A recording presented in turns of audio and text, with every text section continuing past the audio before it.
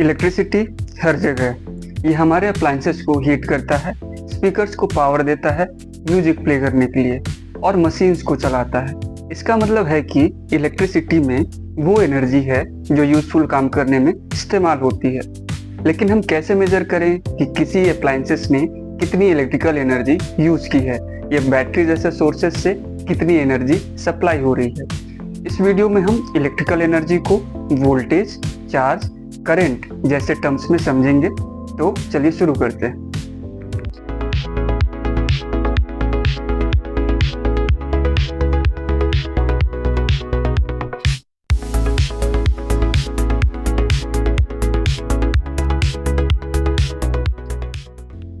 Electrical potential के concept में हमने सीखा था कि ये वर्क डन होता है जो चार्ज को रजिस्टर या फिर किसी भी लोड के थ्रू मूव कराने में लगता है, यानी V equals to W upon Q, जहाँ पर W वर्क डन है और Q है चार्ज। इसे हम ऐसे भी लिख सकते हैं W equals to V into Q।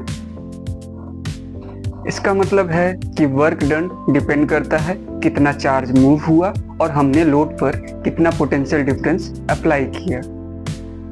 हमने इलेक्ट्रिकल करंट के कॉन्सेप्ट में भी पढ़ा था I equals to Q upon T और Q इक्वल्स टू IT। इसे पिछले क्वेश्चन में अगर सब्स्टिट्यूट करें तो हमें मिलेगा W इक्वल्स टू VIT। हमें पता है कि वर्क डन सोर्स में स्टोर्ड एनर्जी के बराबर होता है, तो हम कह सकते हैं electrical energy H equals to VIT। We know that SI unit of energy is joule. तो इलेक्ट्रिसिटी के टर्म्स में 1 जूल का मतलब क्या होगा?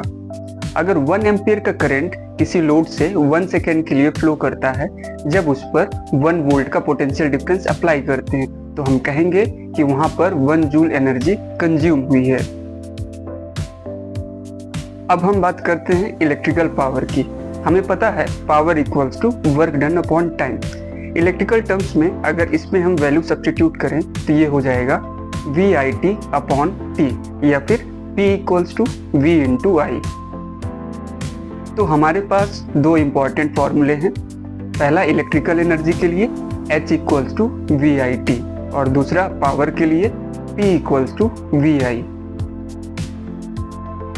Ohms law V equals to IR को यूज करके हम और फॉर्मूला डिराइव कर सकते हैं।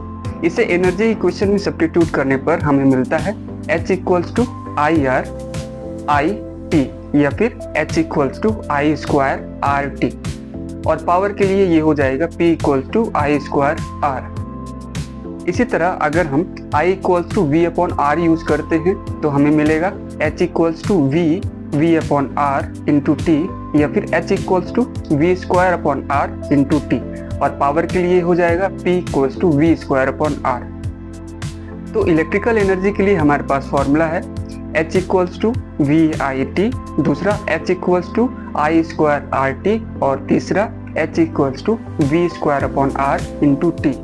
इसी तरह इलेक्ट्रिकल पावर के लिए हमारे पास है P equals to VI, P equals to I square R और P equals to V square upon R।